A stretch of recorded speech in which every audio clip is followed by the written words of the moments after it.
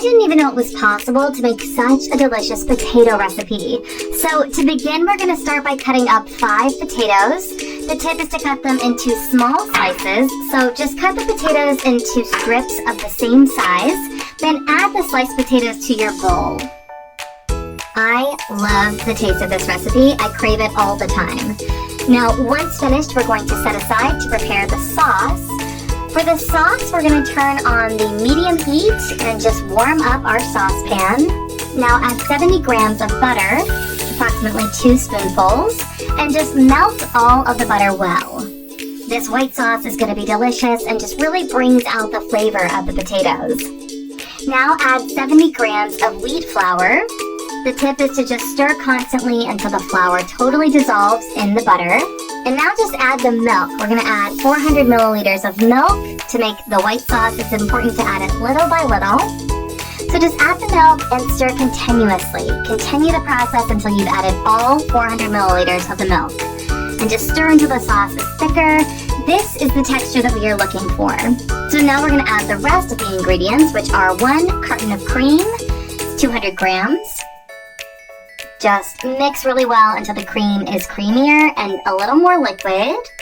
It's super easy to prepare a white sauce, cream to season the potatoes.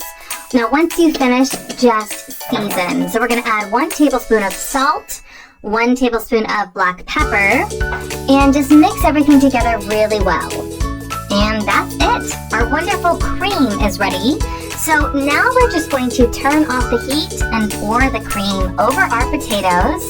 There's no need to let it cool, just pour the cream right over our potatoes. If you've never made this recipe, you need to try it at home. It is so good. Now, before putting the potatoes in the oven, just cover them with aluminum foil and bake at 220 degrees for 40 minutes. Now, after this time, take the potatoes out of the oven, remove the foil.